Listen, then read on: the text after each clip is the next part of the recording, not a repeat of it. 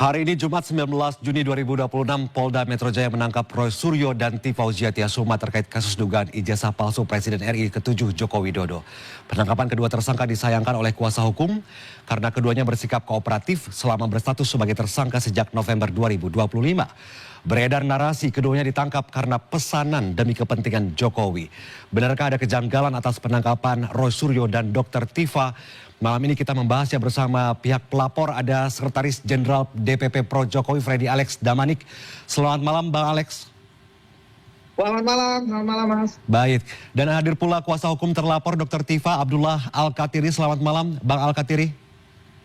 Selamat malam. Baik, saya ke Bang Al-Katiri dulu. Bang, ini bisa dibilang penangkapan ini janggal karena klien Anda Dr. Tifa selalu memenuhi panggilan penyidik dan rutin melakukan wajib lapor begitu. Mengingat status berkas sudah dinyatakan P21 sejak 2 Juni lalu, apakah sebelumnya tidak ada surat panggilan resmi sama sekali untuk pelimpahan tahap 2 sebelum polisi memutuskan melakukan penjemputan paksa pagi tadi terhadap keduanya, Bang Al-Katiri?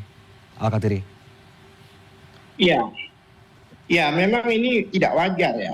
Tidak wajar dan sangat mengejutkan. Karena tadi pagi saya dihubungi dengan keluarganya Dr. Tifa. Ya kan?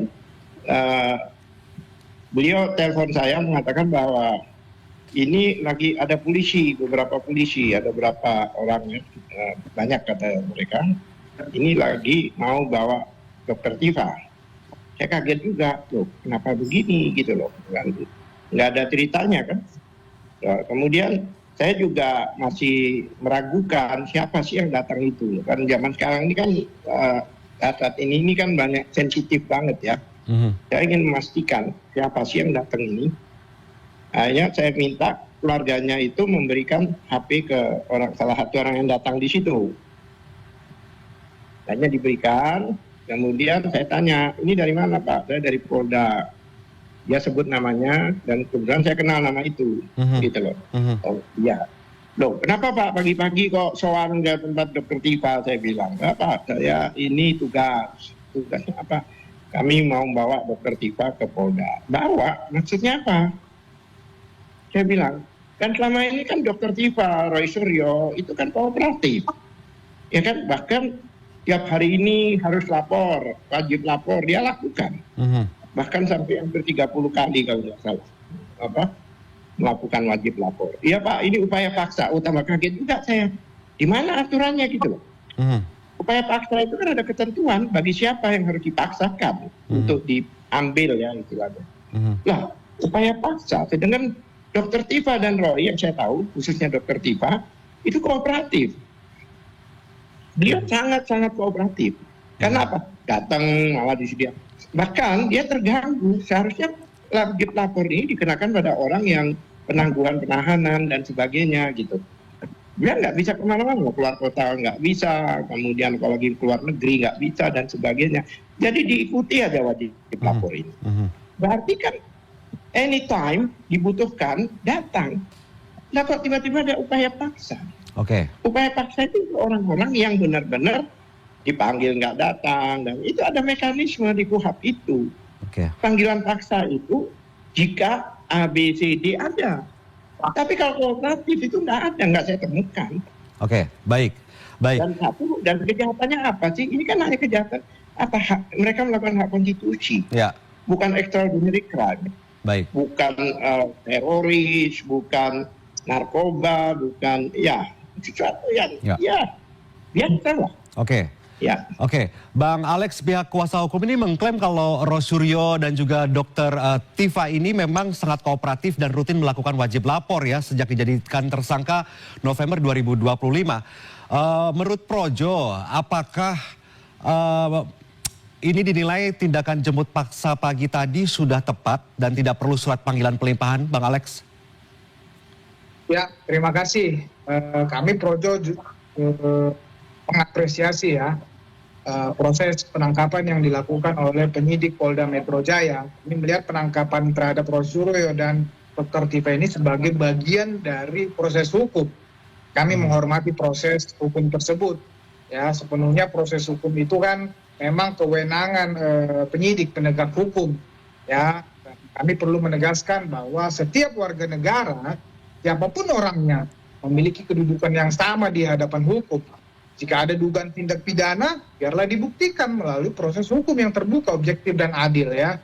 Kami menolak pernyataan yang menyatakan bahwa penangkapan ini merupakan bentuk pesanan, intervensi untuk kepentingan Jokowi ya. Kenapa enggak dari 1 tahun lalu, 6 bulan lalu, 3 bulan lalu aja kalau ini memang pesanan Jokowi kan, kalau mau ditangkap atas kepentingan Jokowi. Terus kami sebagai pendukung beliau dari dulu sudah mendesak kan, tapi tetap saja mekanisme hukum, proses hukum itulah yang kami hormati, kami hargai, dan kami melihat tidak ada di sini pelanggaran hukum. Itu proses penangkapan. Coba jelaskan kepada saya, tunjukkan kepada saya KUHP yang mana atau aturan hukum yang mana melarang penyidik melakukan penangkapan. Penangkapan ini telah memenuhi syarat. Ada alat bukti, ya cukup alat buktinya itu yang pertama. Yang kedua,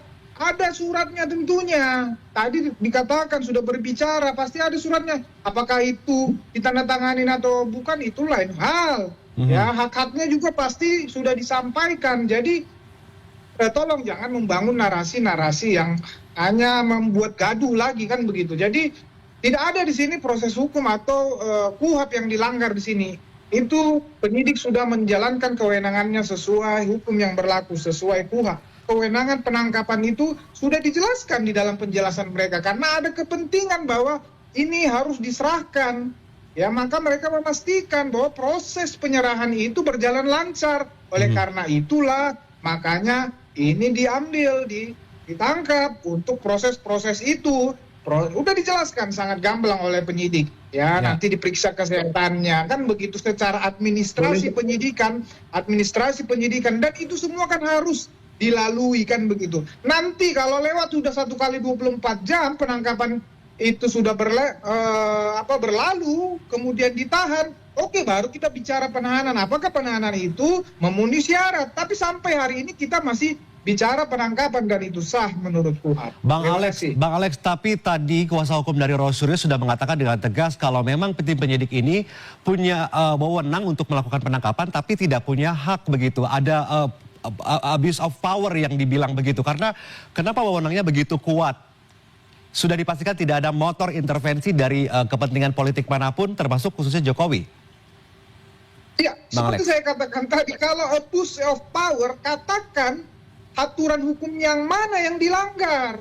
Itu kewenangan penangkapan, itu diatur dalam KUHP. Syaratnya itu tadi, ada bukti yang cukup, ada surat penangkapan. Mana di situ yang tidak terpenuhi, kan begitu. Gitu loh, pasal-pasal itu nanti kita bicara di penahanan, kan begitu. Tapi kalau penangkapan syaratnya cuma itu. Begitu loh. Di mana yang tidak terpenuhi di situ sehingga dikatakan abuse of power. Sekali lagi, kalau Pak Jokowi intervensi ini kepentingan dia, kenapa nggak 1 tahun yang lalu? Kenapa nggak 6 bulan yang lalu? Kami tahu udah mendesak-desak penyidik, tetap juga enggak. Tapi kami hargain, respect kepada penyidik. Jangan ketika ini memenuhi maunya mereka mengatakan ini sudah memenuhi, tapi ketika dilakukan penangkapan mereka membangun narasi-narasi yang terus membuat gaduh, kan begitu. Oke. Bang Al-Katiri, kalau Anda sudah mendengar mungkin sudah terendus adanya indikasi ini pesanan Jokowi ditangkap begitu ya. Bagaimana, apakah klien Anda mengaku atau ada cerita bahwa sempat mungkin ada tekanan dari kiri kanan sehingga penangkapan ini harus terjadi begitu. Menurut Anda bagaimana nih, Bang Al-Katiri? Lah sekarang begini ya, saya heran juga dia tanya KUHP yang mana. Dia KUHP yang lama dan KUHP yang baru. Mekanisme adalah upaya paksa, khususnya penjemputan seseorang itu diatur. Kalau yang wajar yang kooperatif itu ada panggilan. Pasal mana pasal syarat penangkapan? Iya. Panggilan, iya. Sekarang coba sampaikan ke saya. Panggilan paksa dengan yang ini bukan panggilan paksa, ini penangkapan, kewenangan penyidik 1 kali 24 jam. Oke, baik. Menurut Bang penyidik bicara upaya paksa. Baik. Penyidiknya ngomong gitu. Saya bertanggung jawab. Saya bicara kok. Iya, upaya paksa jelas. Upaya paksa itu istilah. Baik. Upaya Bang, paksa itu istilah, tapi mekanisme hukumnya adalah Kata-kata paksa penangkapan. itu istilah. Oke, baik. Istilah apa maksudnya? Bang Al-Katiri, menurut Anda, Sebentar, saya mau jelaskan. Bang Al-Katiri, menurut Anda proses mohon menunggu sebentar, Bang Alex. Bang Al-Katiri, kalau menurut Anda proses penangkapan seperti apa yang prosedurnya ini sudah tepat? Karena ini dianggap tidak tepat oleh tim kuasa hukum, pasti begitu ya? Sekarang begini, Mas, saya tanggapi aja dia lah. Dia bilang tadi bahwa penegakan hukum ini tidak boleh berat sebelah. Penegakan hukum itu harus adil dan sebagainya. Saya bertanya sekarang, namanya Firly Damuri ya kalau nggak salah itu ketua KPK. Jelas itu tersangka korupsi. Nggak pernah disuruh wajib lapor. Ya kan? Kemudian siapa itu yang namanya Sylvester itu? Di mana dia sekarang? Kenapa dibedakan? Dengan masalah pasal-pasal yang cemen yang di bawah 5 tahun, contohnya pasal-pasal pencemaran nama baik dan sebagainya, seolah-olah ini extraordinary crime. Oke. Seolah-olah kejahatan terorisme, kejahatan apalagi makar atau kejahatan narkoba. Ini kejahatan yang sebenarnya apa yang dilakukan mereka itu adalah hak konstitusi mereka untuk mengoreksi satu dokumen publik. Tidak ada kejahatan yang sifatnya membahayakan. Dikatakan sendiri kok bahwa ini, kalau memang betul bahwa hukum tidak, bahwa ini penegakan hukum, ini berlaku untuk siapapun juga. Kenapa untuk sifatnya yang contohnya yang saya sebut tadi 2 orang itu ya, ada yang lagi diperlakukan beda. Oke, Seharusnya seperti itu harus wajib lapor juga. Ini disuruh wajib lapor dan 30 kali mereka lakukan. Dipanggil datang, kooperatif. Tiba-tiba malam-malam kalau dokter Tifa memang mau ujian dia. Dia sudah keluar dari tempat tinggalnya, dijemput karena dia mau ujian. Roy Suryo lagi tidur, bahkan mau masuk kamarnya dan sebagainya, keadaan dipaksa tetap harus dibawa ke Polda.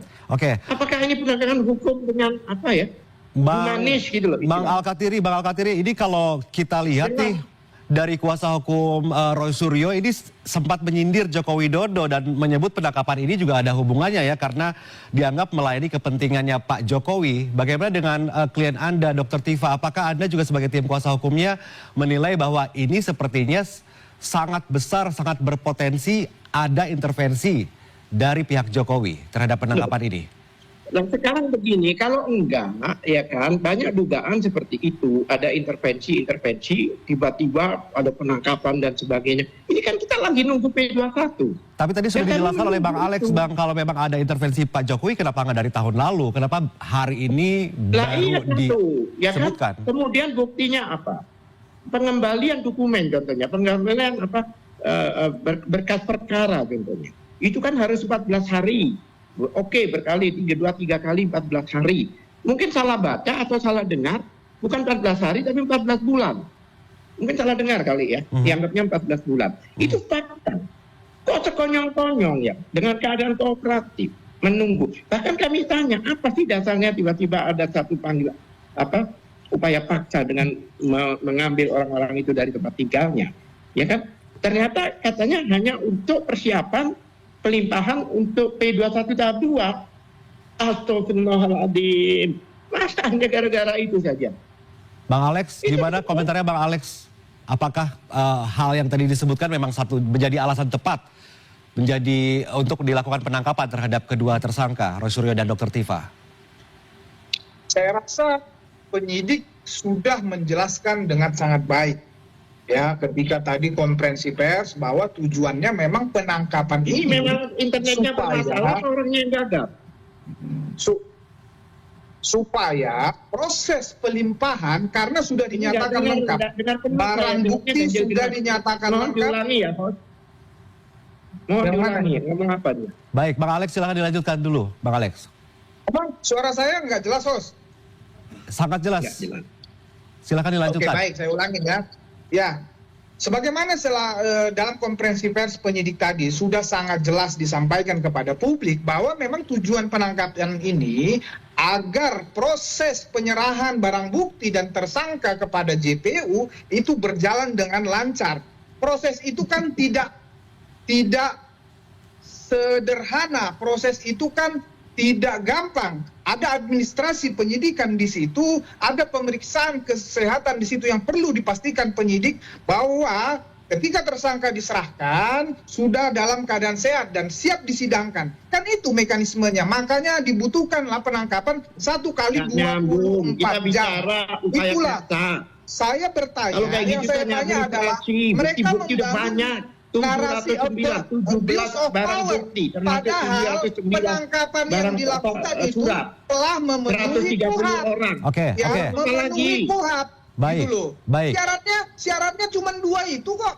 Ya, memenuhi alat bukti. Oke. Ya, yang kemudian ada surat penangkapan. Saya Apakah sendiri itu tidak dengar ada?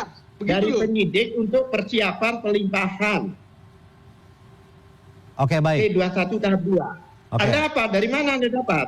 Anda kalau nggak salah, Anda juga bukan lawyernya, bukan siapa-siapa. Pak, Anda ini kan sepak bola penonton. Tim Hore. publik juga Dari semua Project sudah ini sebagai mendengar. pelapor, Bang Al-Katiri. Oke, sebentar, Bang Bukan, Al-Katiri. Pelapornya jelas itu terkenal di situ pelapornya, Lex Sumanan, Andi Kurniawan, dan Maret. Nggak ada nama siapa itu? Manik-manik itu? Nggak ada. Oke, Publik juga sudah mendapat informasi dari semua konferensi pers yang dilakukan. Kan benar kan? Dia mendapat informasi.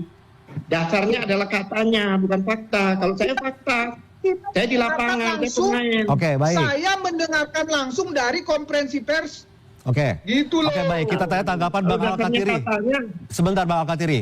Tadi kalau ini menyambung yang tadi kata Bang Alex begitu ya. Polisi ini beralasan melakukan penangkapan untuk kedua tersangka Dr. Tifa dan juga Roy Suryo karena untuk mencegah menghilangkan barang bukti digital. Karena klien Anda dijerat pasal berlapis terkait pencemaran nama baik dan juga Undang-Undang ITE. Apakah tim kuasa hukum bisa menjamin bahwa seluruh perangkat elektronik maupun sosial media yang dimiliki oleh tersangka atau klien Anda ini memang sudah sepenuhnya disita oleh penyidik sehingga penahanan tidak perlu lagi dilakukan? Mas, Bang Al-Katiri. barang bukti apa lagi, Mas? Semua itu sudah dilimpahkan ke kejaksaan. Ya. Sudah kewenangan kejaksaan. Dan semua langkah polisi itu harus arahan dari kejaksaan. Oke. Nggak bisa jalan sendiri kayak orang berjalan sambil tidur. Nggak bisa. Dan kepolisian ini perlu dikoreksi. Oke. Coba bayangkan, sudah pelimpah tanggal 13 Januari kalau nggak salah. Tanggal 15 buat sprindik baru. Kemudian tanggal 30 buat sprindik baru. Merubah semua pasal-pasal. Orang sudah 1 tahun. Dibilang pencuri motor, terakhir pasalnya ternyata penipuan. Nggak nyambung. Oke. Ini tidak profesional. Oke. Dan kami, kalau sampai persidangan, kami tunggu. Oke. Kami akan kuliti itu 130 saksi itu. Oke, Bang Alex, dari kuasa hukum sudah positif bahwa seluruh barang bukti itu sudah disita dan sudah diserahkan, sudah dilimpahkan begitu. Berarti tidak ada lagi alasan untuk dilakukan penangkapan. Apalagi malam ini sudah dilakukan penahanan. Tanggapan Anda bagaimana, Bang Alex? Gini loh, saya sudah menyampaikan tadi, sebagaimana juga disampaikan penyidik, ya penangkapan ini ya sudah sesuai KUHAP karena sudah memenuhi hanya 2 syarat itu. Alat bukti cukup, ada surat penangkapan. KUHAP cuma itu, sudah cukup untuk menangkap Roy Suryo dan Dr. Tifa ini. Oke, baik.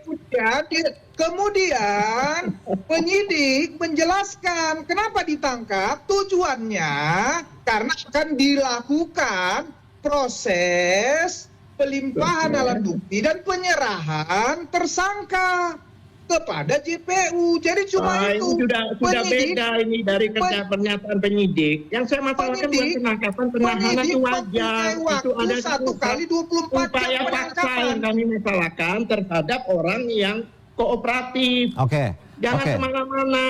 Oke, Bang Al-Katiri, kalau tadi dari kuasa hukum Roy Suryo juga akan mencoba mengajak tokoh-tokoh nasional untuk ikut menjamin kebebasan dalam artian untuk penangguhan penahanan. Dr. Tifa juga akan dilakukan hal yang sama, begitu ya?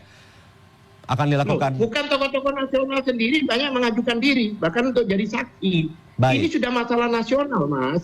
Coba lihat. Boleh disebutkan kira-kira tokoh nasional siapa saja yang sudah orang siap? yang di luar circle kita, Pak. Tapi kalau yang mendukung Jokowi itu hanya circle mereka. tokoh-tokoh nasional ini banyak bikin pernyataan kayak Mahfud MD dan sebagainya. Oh, ini harus disidang dulu, harus terbukti dulu dan sebagainya. Tokoh nasional ini bahkan bukannya kita minta, banyak menyediakan diri untuk membantu kita karena Roy Suryo dan Tifa ini itu bukan urusan pribadi. Apa sih anunya mereka itu kepentingan? Nggak ada. Untuk kepentingan menyelamatkan negara dan bangsa Indonesia ini. Jangan sampai ada satu cerita, satu sejarah presidennya menggunakan ijazah palsu. Itu saja. Jadi bukan kepentingan mereka berdua. Apa coba mereka hanya menguji, menemukan, menganalisa, menyampaikan. Dan itu dilindungi oleh Undang-Undang Dasar dan Undang-Undang KIP. Itu jelas. Baik. Apa yang dilakukan orang-orang ini sesuai dengan ketentuan. Dengan mereka menentukan pasal-pasal yang nggak nyambung. Pasal coba contohnya.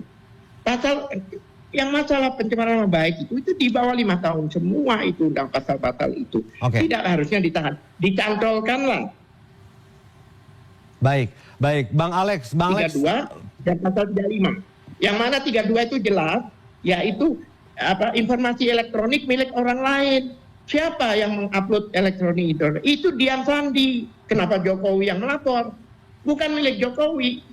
Informasi elektroniknya loh. Makanya kalau perlu ya perlulah kuliah 2 semester gitu kami berikan pada mereka. Oke, Bang Alex, terakhir tanggapannya apa dari Projo nih? Karena banyak sekali tokoh nasional yang mengajukan diri untuk ikut menjamin penangguhan penahanan terhadap Roy Suryo dan Dr. Tifa. Tanggapannya bagaimana, Bang Alex?